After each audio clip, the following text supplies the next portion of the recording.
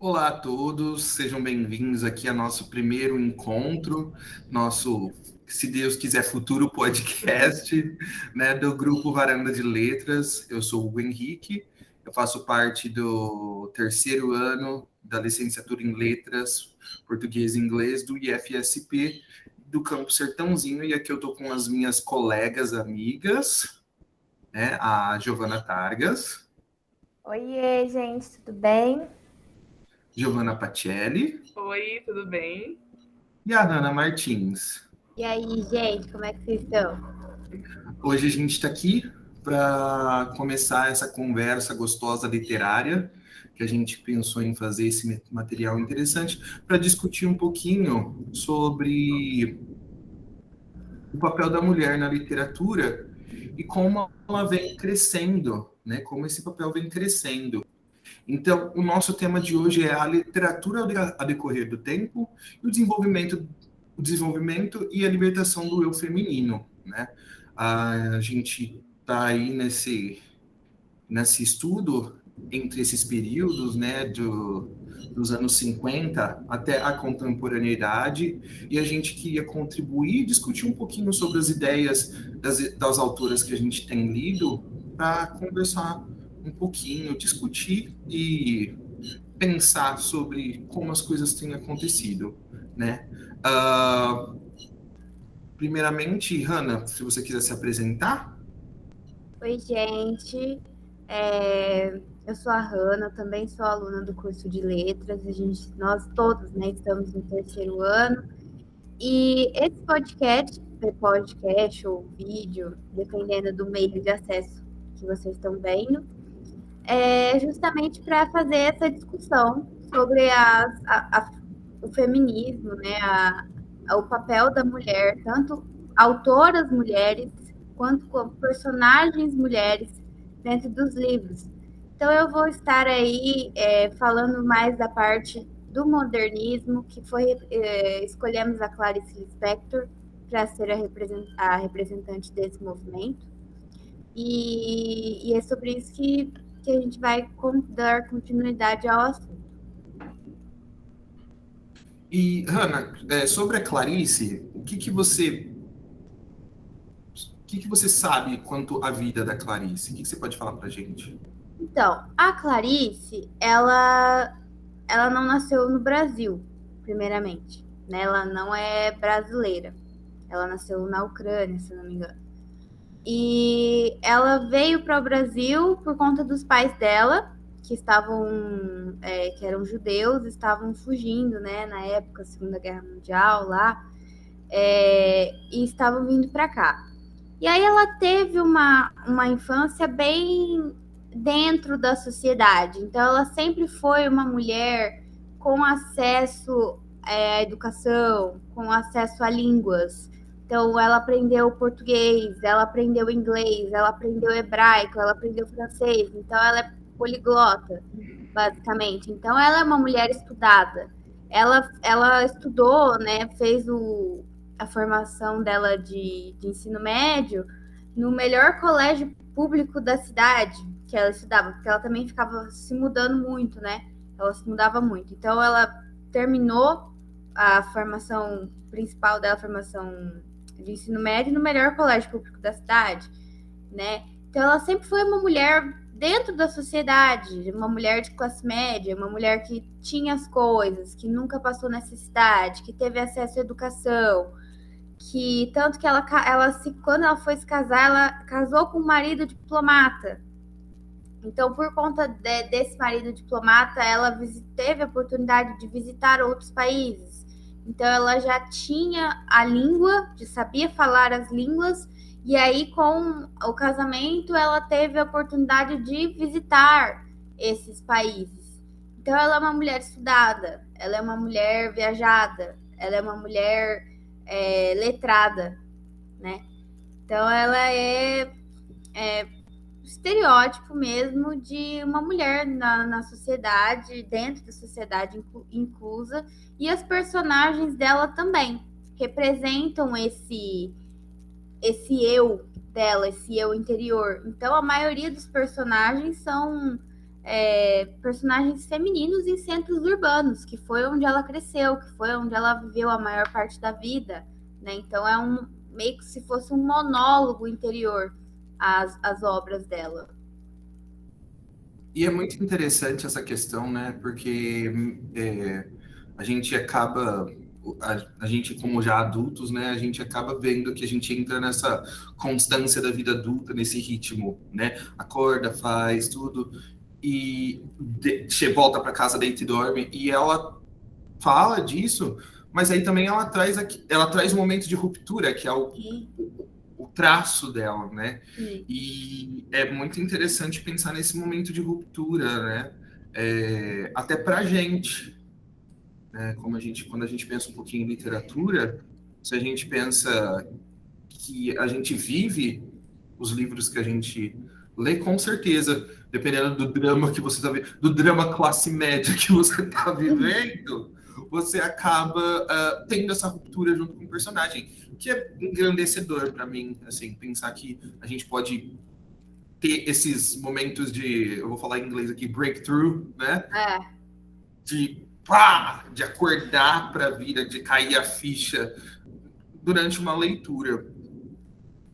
Sim, porque ela nunca, na verdade, ela teve problemas, assim, né? Tanto porque mas se a gente for pensar, a maioria dos problemas, a maioria são questões financeiras, né? A maioria dos problemas na atualidade são questões financeiras. Ah, não tenho dinheiro para pagar o aluguel. Ah, não tenho dinheiro para estudar numa escola melhor. Não tenho dinheiro para ter uma formação. Então, esse tipo de problema ela não tinha.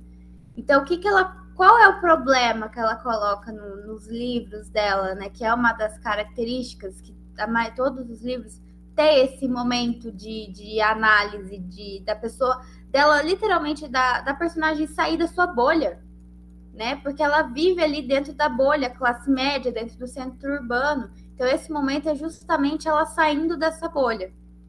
E aí que é o problema dela, porque se ela não tem outros tipos de problema, o problema dela é justamente esse. Quando acontece alguma coisa que vai estourar a bolha dela, que vai estourar a bolha da sociedade. No caso, por exemplo, no conto Amor, né, que a personagem é a Ana, ela acontece o acidente com o cego mascando chiclete, né? E aí ela fica perdida lá. Ela fica perdida, olhando para aquilo, pensando em tudo aquilo que pode acontecer. Ela acaba derrubando todas as compras que ela tava, ela quebra os ovos.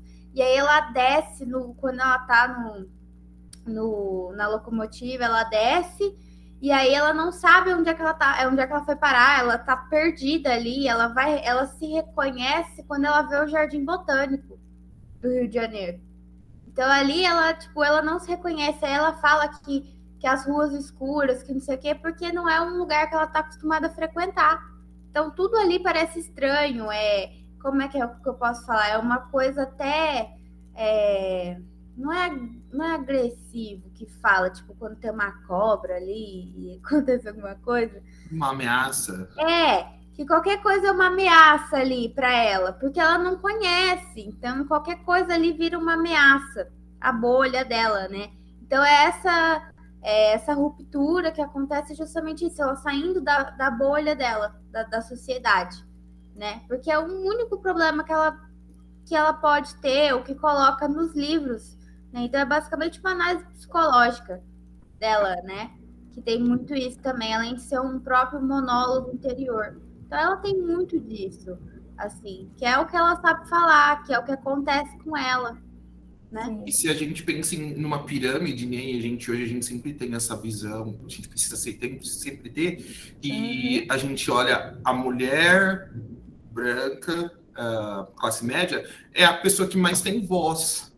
Sim. Exatamente. Das mulheres que têm voz, o primeiro ali é a mulher branca. Então, se a gente olhar, né, que nesse momento, quem está tendo voz para expressar algo diferente do que os outros períodos modernistas, é uma mulher branca, classe média, viajada, com poder econômico, talvez sofrendo os lapsos psicológicos da pressão, né, patriarcal ali, né, sendo um pouquinho mais, indo para um lado um pouquinho mais político, mas dentro do patriarcado. Sim, Gi, pode falar. Não, eu concordei com você, assim, dentro do patriarcado ali da sociedade que ela está inserida. E, assim, pegando um gancho, eu acho super curioso, digamos assim, essa questão da bolha social.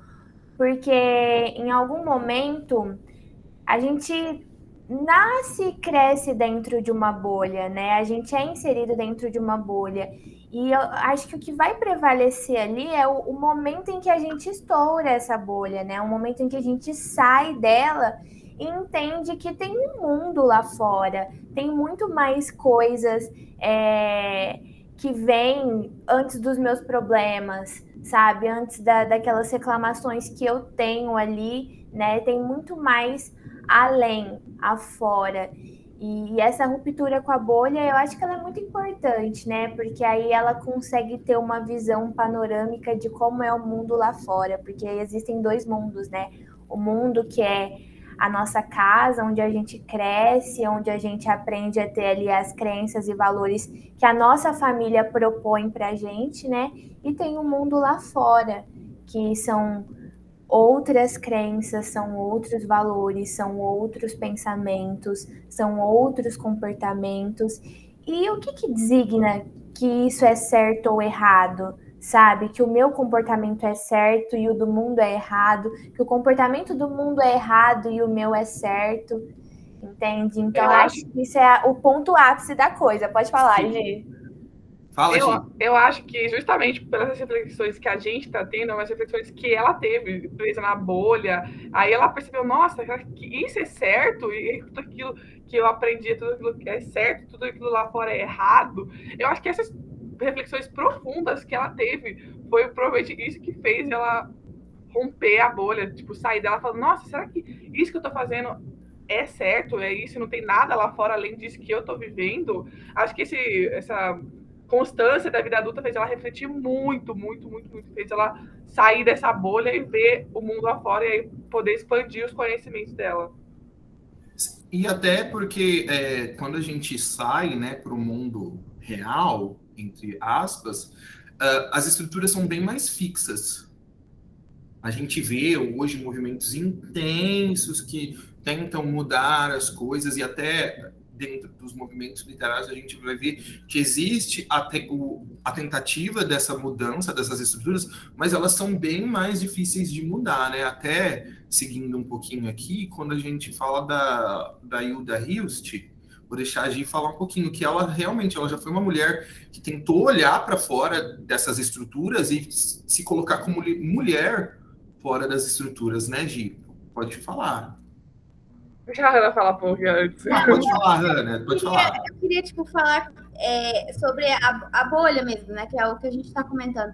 Antes da Giovana começar a falar que realmente a Hilda Hilst saiu da bolha dela, a Clarice, ela só rompeu a bolha, viu o mundo lá fora, deu um 360 ali, mas depois ela volta.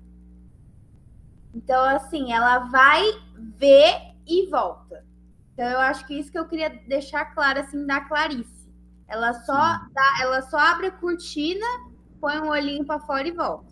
Eu acho que esse movimento de sair, né? E aí, eu vou deixar de falar, mas as pancadas que o mundo dá, quando você sai e você é você, como mulher, né? Eu vou deixar aqui especificamente como mulher, realmente é um outro mundo, né, Gi? É um outro mundo, não tem como. Falando da Hilda, tem todo um contexto que da poesia pós-modernista deu como se fosse um colapso na literatura, porque ninguém meio que sabia o que falar, porque depois foi depois de João Cabral de Melo Neto, que é um puta de um autor, né? Falando assim meio brevemente. Então eu tive meio questões que a galera não sabia como a literatura ia seguir agora. E a Hilda, ela trouxe uma literatura totalmente meio diferente para as mulheres daquela época. Tipo, ninguém falava isso, isso era totalmente inadequado, né? Nos anos 70, por aí. Vou falar um pouquinho da Hilda, né? Ela nasceu em Jaú, em São Paulo. Ela é aqui pertinho. Ela tinha uma mãe portuguesa e um pai produtor de café. Ela estudou no colegiado, no ensino fundamental, colegiado num regime interno de freiras, lá em São Paulo, porque eles mudaram para São Paulo depois de um tempo. E depois ela começou a cursar Direito na Mackenzie, lá em São Paulo também. Aí ela terminou o curso, só que depois ela terminou e ela percebeu que Direito não era para ela. Aí ela escreveu Presságio, foi o primeiro livro dela. Muito bom por falar nisso, tá? Leio. E depois ela se mudou para Campinas. E lá em Campinas ela ficou na fazenda da mãe dela, que chama Casa do Sol. E hoje é um museu. É um museu e vários artistas ficaram hospedados lá, falam que o lugar é inspirador, porque ela passou o resto da vida inteira ali escrevendo livros, escrevendo, se inspirando. Ela queria um lugar que ela conseguisse se inspirar nas coisas, e vários artistas vão lá até hoje para se inspirar, e é um lugar que eu quero muito conhecer, que é Campinas, está pertinho, dá para ir. Falando mais especificamente da obra dela, como eu falei, depois de João Cabral de Melo Neto, a literatura ficou, nossa, e agora? O que é a poesia? Vai ser... A gente tem que mudar, porque depois dele, tipo, é uma puta de uma comparação, ter uma poesia que compara. Então, tem vários artistas que tentaram fazer uma literatura pós-modernista, só que a Hilda, ela foi uma mulher que ela quebrou totalmente a expectativa falando de assuntos que não podiam ser falados. As poesias dela, tem um livrinho aqui, aí eu vou falar mais de alcoólicas, mas tem um texto dela que chama a parte do desejo. E a parte do desejo é principal da obra dela, porque ela foca muito em linguagem feminina, linguagem no foco feminino, erotismo, tem muito erotismo, e isso é principal. Linguagem obscena, ela não tem um filtro, ela fala basicamente aquilo que, tipo, todo mundo faz, né? Mas ela faz isso para um mundo mais feminino. Eu caí? Não, Que susto. tá certinho. Não, uma coisa que eu acho interessante, porque eu gosto até de pensar em nós como, nesse processo que a gente está, a questão que o que é obsceno, né? A gente até tá trabalhando mais essa questão de olhar o discurso em si, a gente está com esse foco hoje no olho no discurso. O que é obsceno?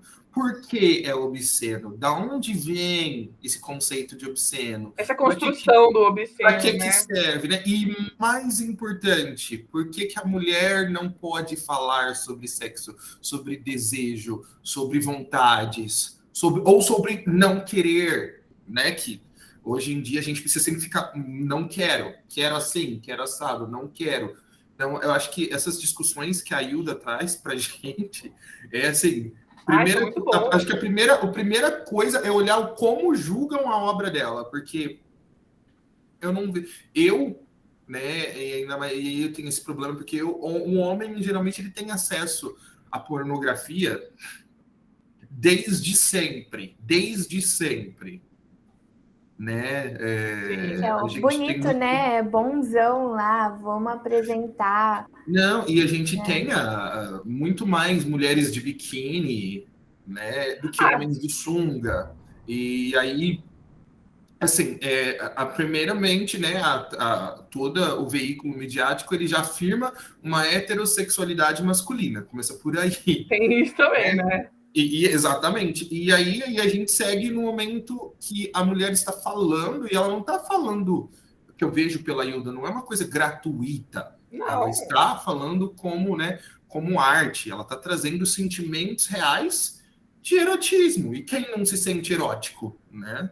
Vários artistas escreveram isso. Por exemplo, vou usar o Aloysio de Azevedo, por exemplo, lá no naturalismo. Ele escrevia sobre sexo no cortiço, coisa bem real mesmo. E, tipo assim, ele era homem, não era, já foi uma coisa obscena na época. E agora, uma mulher trazendo isso, essas coisas sexuais, erótico, nossa, é um absurdo, entendeu? Como se a mulher não pudesse pensar num sexo, num erotismo, numa linguagem obscena. Isso é toda uma detalhação, né? Numa construção que, como se a mulher, não, meu Deus, fosse pura e não pudesse falar sobre sexo. É um absurdo. Inclusive, no Cortiço, o Aloysio Azevedo, ele traz de uma forma bastante carnal as considerações que ele faz, né, sobre a descrição do corpo da mulher, a erotização do sexo. Só que tudo bem, entendeu? Ele é um escritor. E aí, quando a gente... ouve na boca de uma mulher, né? Quando a gente ouve no tom da voz de uma mulher, soa muito grotesco, soa muito fora do comum, porque a sociedade tem medo de ouvir mulheres falando sobre sexo. Exatamente. Mulheres expondo o seu desejo. Puxando, e se a gente puxa para o máximo do contemporâneo, que é 2021, Sim. A gente tem mulheres brasileiras, Ludmilla, Anitta, e a gente tem Cardi B, né? A gente tem essas mulheres todas hoje que elas falam graficamente sobre sexo. Dona de Kate, como é que é o nome daquela rapper? Doja Cat. Doja Cat, essa aí mesmo. Doja Cat também. Então, elas falam sobre sexo, não só, mas elas falam sobre sexo, né? Olha como que... eu acho que para mim, né, não faz sentido não ter algum tipo de diferenciação. Eu entendo da onde isso vem, né, e o Brasil, a gente sempre precisa lembrar que é um dos países mais conservadores, né? A gente tem uma liberação sexual com um corpo enorme, mas ao mesmo tempo a gente é conservador em muitos aspectos, né? Enfim, a hipocrisia. Mas sexualizar o corpo da mulher pode, mas a mulher mesmo falar do sexo aí não pode. A mulher se sentir. Aí é uma Exatamente. né? A mulher pode aparecer de biquíni na propaganda da cerveja, mas assim, ela falar, né, não pode. Então, o Curtis, por exemplo, você falou que, tipo, ela é animalesco, é bem bruto a coisa que ele escreve. Tipo, já foi obsceno, mas ele era um homem escrevendo e tal. Ela não escreve uma coisa tão grotesca, ela vai na poesia, no fluxo, ela vai numa parte subjetiva da coisa. Isso foi um absurdo, sabe? Ela fala, tipo, ver-te, tocar-te os lábios. E eles acham absurdo só isso, o fato de um tocar de lábios, um ver-te. Isso é toda uma construção. Eu acho que muitas coisas que a gente faz hoje, escrever, as artistas escrevem, eu acho que tipo, tem muito a ver com o fato da Hilda ter feito isso lá no pós-modernismo na época, para conseguir dar uma ruptura, assim, para a mulher começar a conseguir falar sobre sexo, sobre erotismo, sobre coisas carnais que ela sente. E a gente tem sempre esse movimento, né? Eu ouço isso bastante e eu vou replicar, que geralmente a gente tem um lado muito extremo, depois outro lado muito extremo, até a gente achar um meio termo. Talvez ela tenha sido disruptiva, né? Vamos colocar aqui, mas todo o momento ali também era de experiência, né? Sim. O momento ali era tentar coisas novas, porque vamos falar que tudo que era para ser feito já tinha sido feito. Entendeu? Então, acho que olhar para ela indo para esse viés bem brusco, e aí a gente tem a contrapartida, aquele puxar, não, isso não é poesia, para a gente chegar num meio termo, onde é saudável e compreensível, né? E esperado que as mulheres sejam sexualmente abertas e livres para conversar, inclusive o homem no geral, né? Um homem cis ou trans, independente, eu vou falar assim, geralmente ele conversa com os amigos sobre sexo, tudo, e aí hoje pensar que as mulheres vão ao bar, sentam e conversam sobre suas necessidades, o que elas gostam, o que elas não gostam, o que elas precisam, o que elas buscam, eu acho que, assim, é um dos melhores diálogos que pode existir. Eu também acho. Sim, mas muito assustador para a sociedade, né? Quando a Gi disse que as pessoas ficaram assim incrédulas em ler as palavras que a Hilda utilizou, né? Eu lembrei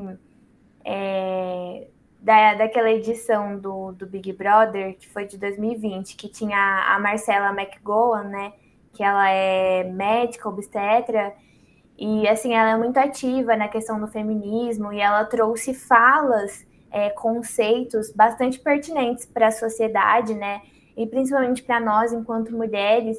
E aí eu até dei um Google aqui, porque eu lembrei de uma frase que ela falou e, assim, marcou demais. Ela disse, assim, que toda vez que uma mulher levantar sua voz, vai ter gente duvidando. Toda vez que a gente se impor, a gente vai ser taxada de louca por alguém. Louca é um termo que as pessoas usam para não validar a opinião das mulheres. E acho que isso tem muito enfoque, né, sobre o que a gente está falando. e principalmente sobre o fato de se assustar quando ouvimos mulheres fortes, mulheres empoderadas, mulheres falando o que pensam e se impondo na sociedade, né? Amiga, até arrepiei aqui. Essa frase, assim, pra vida. Hugo, seu microfone tá desligado. É arrepiante, e o pior é que aí a gente chega à parte triste, que aí a gente vai virar a chavinha, porque, por exemplo, as Giovanas colocaram que a questão, e se fosse uma mulher morena? E se fosse uma negra? Se colocando sensualmente, como que isso seria? E aí a gente tem, né? A gente vai seguir aqui, se alguém tiver alguma consideração pode falar, mas pensando na nossa parte do contemporâneo, né? A gente traz essa mulher negra com as suas vivências, entendeu? Ela tem todo esse estigma. Enquanto a gente estava com uma mulher branca que estava chocando por estar mais perto da realidade, a gente tem uma pessoa que estava vivendo toda a realidade de ser base, né? De estar na base. Infelizmente, a gente sempre fala isso, né? Que as mulheres pretas, elas estão, infelizmente, na base. Elas são as últimas a serem atingidas por qualquer tipo de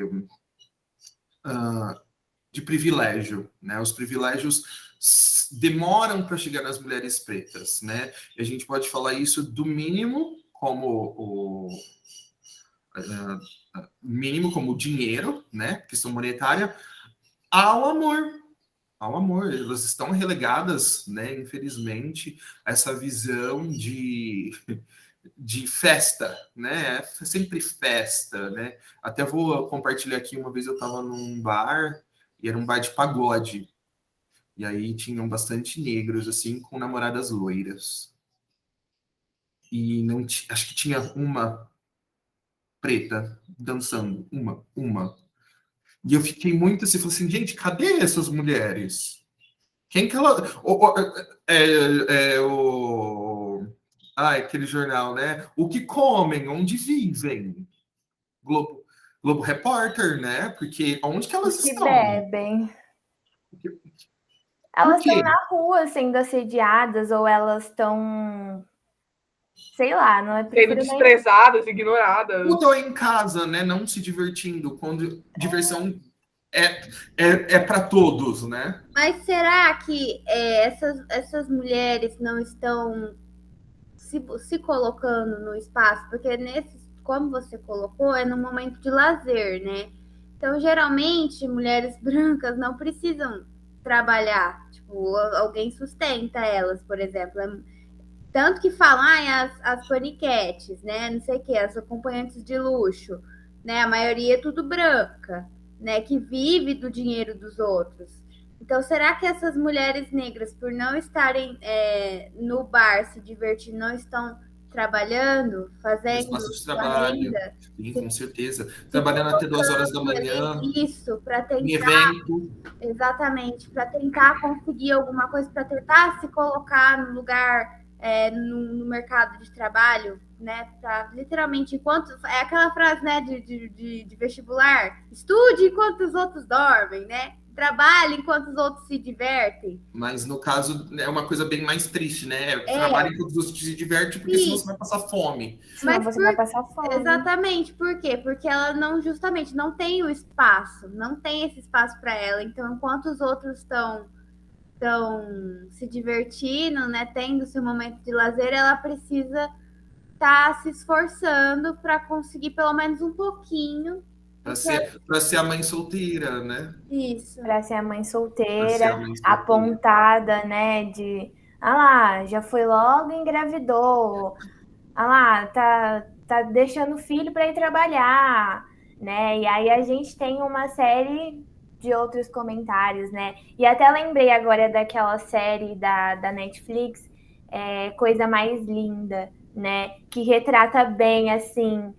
eu não vou dizer equilíbrio, porque não existe um equilíbrio entre a mulher branca e a mulher negra, né? Então eu vou dizer assim, essa falta de equilíbrio, né? porque enquanto a protagonista branca estava tentando entender a vida dela, os privilégios que ela tinha com o marido, a babá para ficar com o filho, a empregada para fazer todo o serviço de casa, a mulher negra estava lutando para poder dar alguma condição para o filho dela. E nesse lutar para dar uma condição para o filho, ela abre mão de dar atenção, ela abre mão de estar por perto, ela abre mão de educar, ela abre mão de dar carinho ali o tempo todo. Então, assim, existe acho que assim, um penhasco gigantesco, né? E que talvez não era para ser penhasco ainda, né? Porque há quanto tempo esses assuntos vêm sendo apontados e trabalhados dentro da sociedade, né? Eu acho que poderia estar pelo menos, né, dando assim uma equilibrada. Claro, a gente avançou de forma significativa, mas ainda não é o suficiente. Ainda falta mais e mais e mais e mais, né? Gi, já que você falou muito bem, coloca pra gente um pouquinho da Conceição. Gente, que bom que a gente vai falar da Conceição. Assim, confesso que eu virei uma grande fã dela. As buscas, as pesquisas que eu estava fazendo, né, para entender quem é Maria da Conceição Evaristo, conhecer a sua história, né? E aí eu vi que ela nasceu em Belo Horizonte, né, em 1946. Ela tem uma origem bastante humilde, né? Na década de 70 ela foi para o Rio de Janeiro, né? E ela é graduada pela Universidade Federal de lá, né, do Rio. Ela trabalhou como professora da rede pública de ensino na capital fluminense. Ela é mestre em literatura brasileira pela PUC do Rio de Janeiro, com a dissertação Literatura Negra, uma poética de nossa afro-brasilidade. E ela é doutora em literatura comparada na Universidade Federal do Fluminense, com a tese Poemas Malungos, Cânticos Irmãos, né? No qual ela estuda bastante obras poéticas dos afro-brasileiros, Ney Lopes e Edmilson de Almeida Pereira, né? Em confronto com a do angolano Agostinho Neto. Então, assim, ela talvez é pouco inteligente, né? Como dá para perceber. E eu gosto muito de pontuar, né? Eu vou puxar essa sardinha. Mas a Gi mesmo explicou por que geralmente é necessário. Existe para o negro essa necessidade da supercompensação. Né? Clarice e Hilda são maravilhosas. Mas olha o quanto mais ela precisou fazer ela teve que ir para ter um nome, para né? ter visibilidade, para ter um lugar. Visibilidade. E uma mega visibilidade que ela, assim, graças a Deus ela teve e queria que ela não tivesse tido, e tenho certeza que foi por fruto, foi por vontade. Isso eu não vou falar, não, mas ela fez, não.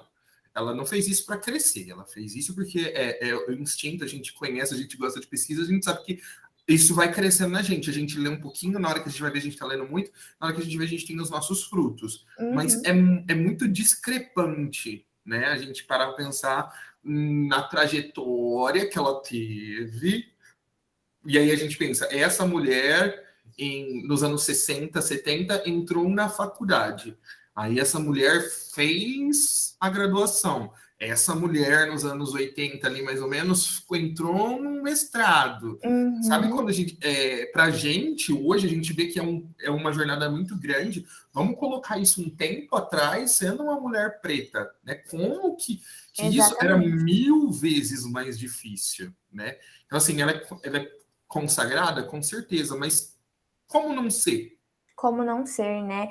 Inclusive, ela participou, assim, de vários movimentos que englobam, né, a valorização da cultura negra aqui no Brasil, né?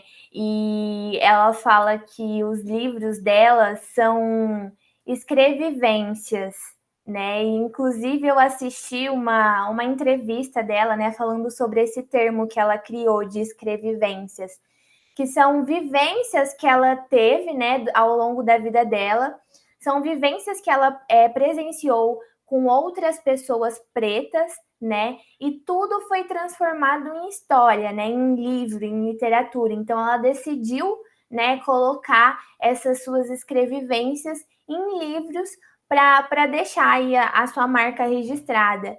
E, inclusive, esse livro, Olhos d'Água, né, que tem alguns contos de mulheres negras, né, que tem... A Giva dando propaganda. De mulheres pretas que têm a mesma vivência e a mesma... que estão inseridas, né, no mesmo contexto que ela. Esse livro conta bastante a história dessas mulheres. E tem uma frase que eu anotei aqui, que é a primeira frase do prefácio do livro, né? Que me marcou bastante. Ela diz assim: minha mãe sempre costurou a vida com fios de ferro. E aí ela começa o primeiro conto, que é Olhos d'Água. E esse primeiro conto, ele é tão angustiante, eu senti uma angústia tão grande, porque ao longo do conto ela vai contando a história dela, tudo que ela viveu e tudo que ela passou, e ela demonstra uma agonia, porque toda hora ela se pergunta: mas que cor eram os olhos de minha mãe? De que cor eram os olhos de minha mãe? Eu abria os olhos e não conseguia me lembrar de que cor eram os olhos de minha mãe.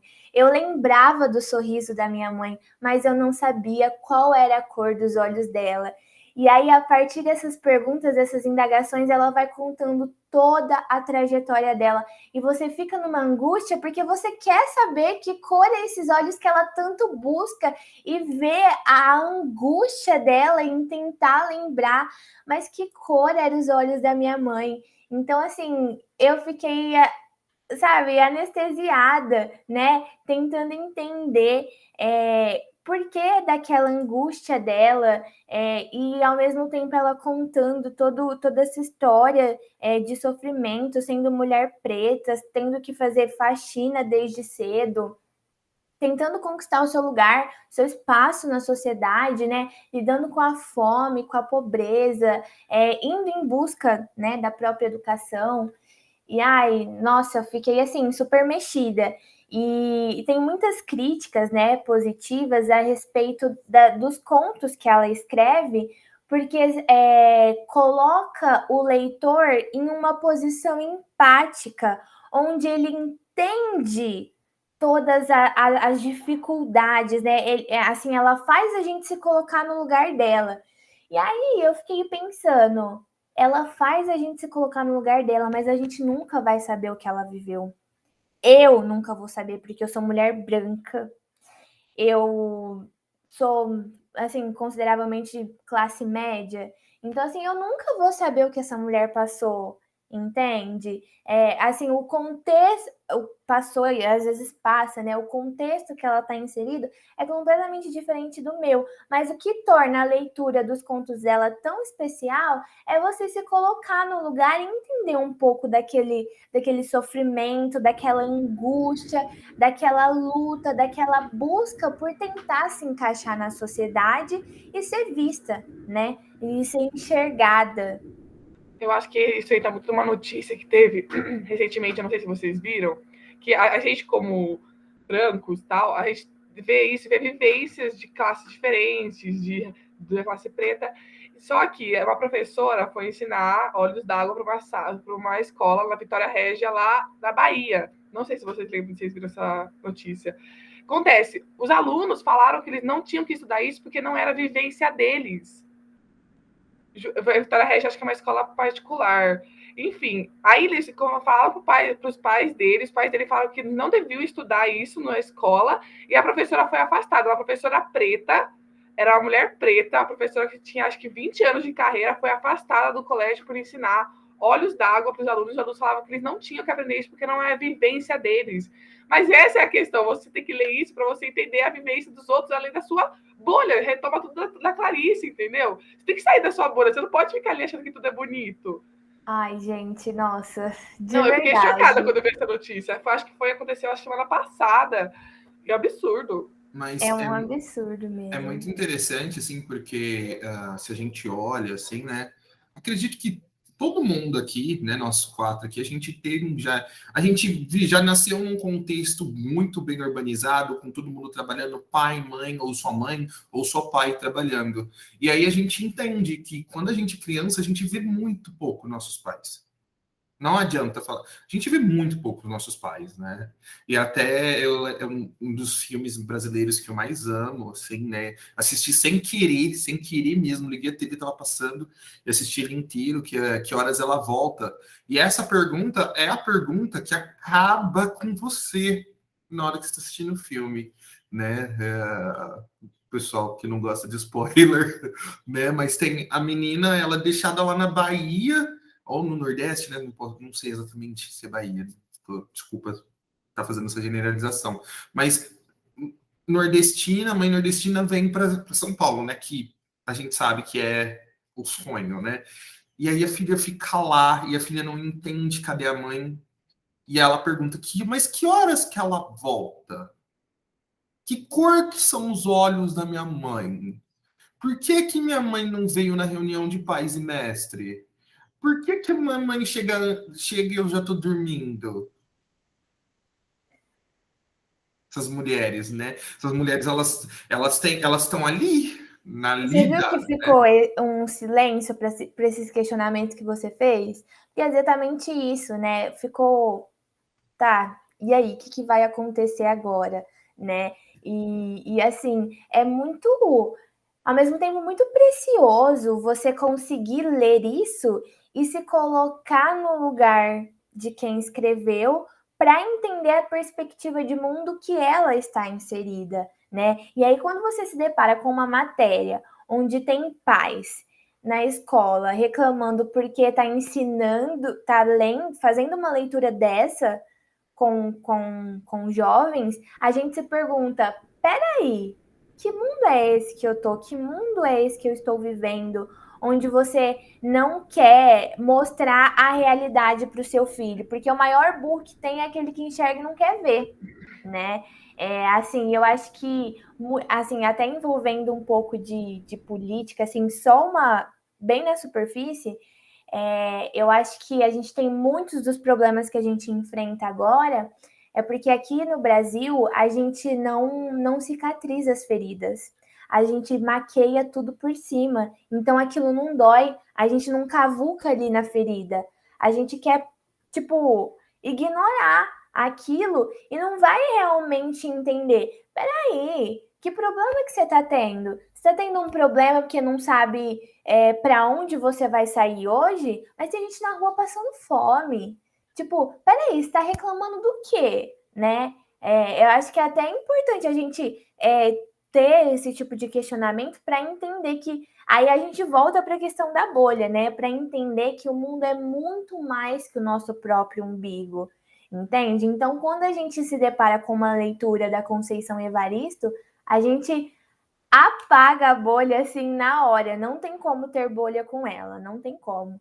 E aí, só para finalizar a minha fala em questão dela, eu quero saber, vocês querem saber quais são a cor dos olhos da mãe dela?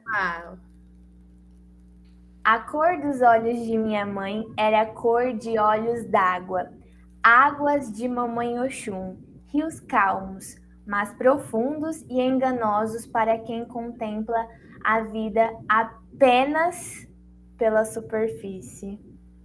Amiga, eu repeti de novo. Ai, gente, não é mentira, tá? Essas lágrimas aqui são reais mesmo.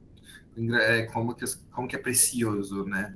Nossa, eu tendo um conhecimento mais, né, de matriz africana e povo de axé, eu tenho essa ligação, assim, e eu acho super lindo. Bem, a gente já trabalhou junto sobre isso, vocês sabem, né? E, nossa, eu fico emocionado. Então, uma salva de palmas para esse momento. Não, parabéns, assim. E, meninas, a gente seguindo já para o FIG, infelizmente, né? A gente vai ter que fazer que nem os outros podcasts, 3 horas de podcast. Por e favor. ninguém ouve. Ninguém ouve, mas a gente faz pra gente. A gente faz pra gente. Aí aqui eu vou ser um pouquinho mais acadêmico, né? Vamos pensar um pouquinho mais na parte acadêmica. Quais são as impressões que vocês tiveram após o contato com todas essas obras? E o que mais marcou para vocês em pensar nessa linha do tempo do desenvolvimento feminino e do eu lírico? Pode ficar à vontade. Eu acho que no desenvolvimento, assim, questão de tempo, eu acho que o que a gente veio discutindo desde a Clarice, que eu falei que a gente começou a falar sobre a bolha, né? Surgiu o assunto e cada uma falou. A Clarice, o eu lírico da Clarice, ela sai da bolha e ela volta.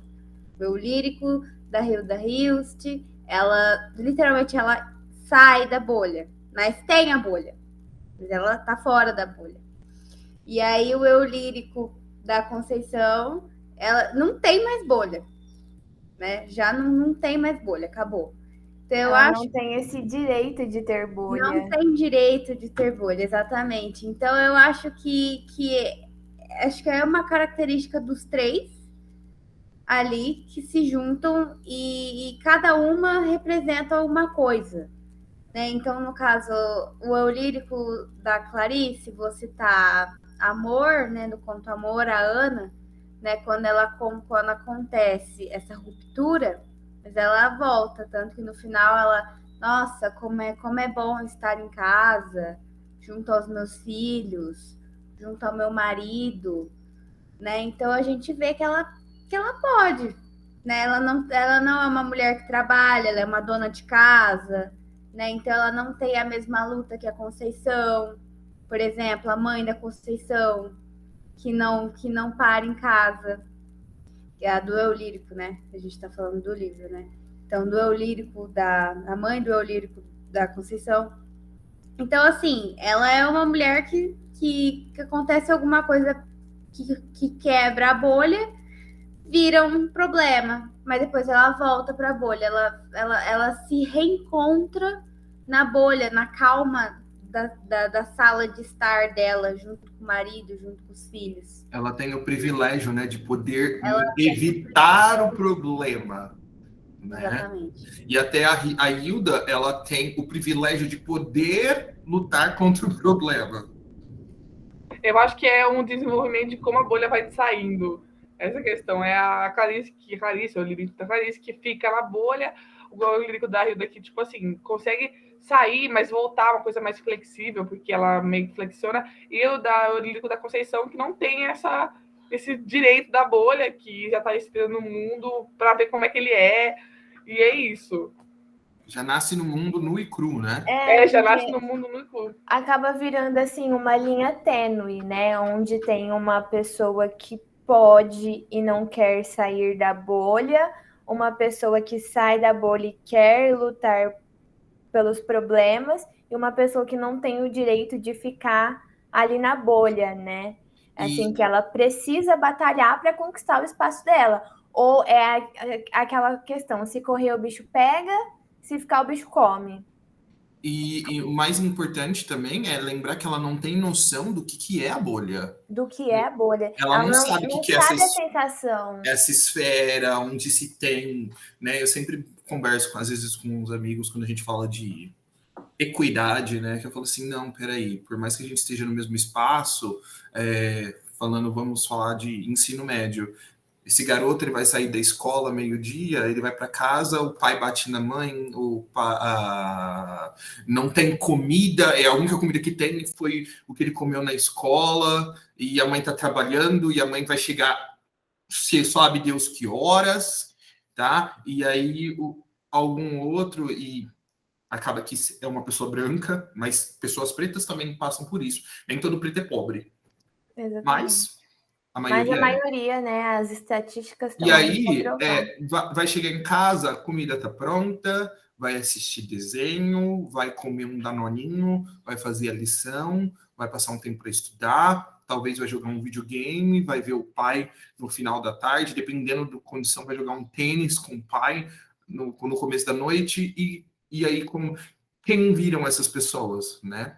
Então, eu acho que essa bolha que eu falei aqui, desse conforto, às vezes ela não, a pessoa o preto ali, né, colocado nasceu fora da bolha e ele não vai chegar a conhecer o que é essa bolha. Enquanto a gente tem essas mulheres experimentando fora da bolha, aí a gente tem aqui o eu lírico da Conceição, que talvez, né? É que aí a gente nunca sabe. Existem coisas boas que acontecem com as pessoas, mas a gente, assim, as chances são pequenas.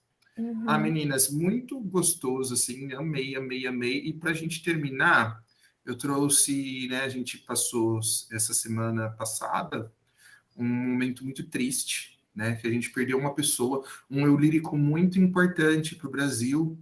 E eu falo isso porque eu nem sou fã de sertanejo, mas eu entendia a questão da ruptura que ela trazia, de trazer uma mulher que sofre de amor, uma mulher que bebe, uma mulher que vai ao bar, mas uma mulher forte, né? Uma mãe maravilhosa que deixou um filho aí, né, com a avó e com o pai. Então eu queria fazer terminar nossa conversa, nosso papo, nosso videocast, nosso podcast, nosso tudo de maravilhoso que a gente fez, fazendo uma grande homenagem a Marília Mendonça, que ela realmente merece. Quando a gente fala em questão de eu lírico e produção, ela realmente fazia produções de um teor muito bom, né, uma qualidade muito grande, fãs, né, o Brasil parou aqui. E, Gi, você lê pra gente a frasezinha dela? Tarde. Eu? Atrás disso. Posso não ter o corpo perfeito e o rosto mais lindo, mas tenho humildade e o coração maior do mundo. Quando for em busca de alguém, não busque beleza, busque personalidade e honestidade. Isso sim vale a pena. Uma saudação a Marília Mendonça. Um arrepio aqui, ó. Gente, então eu agradeço a todos que estão ouvindo. Obrigado pela participação, meninas. Sempre um prazer.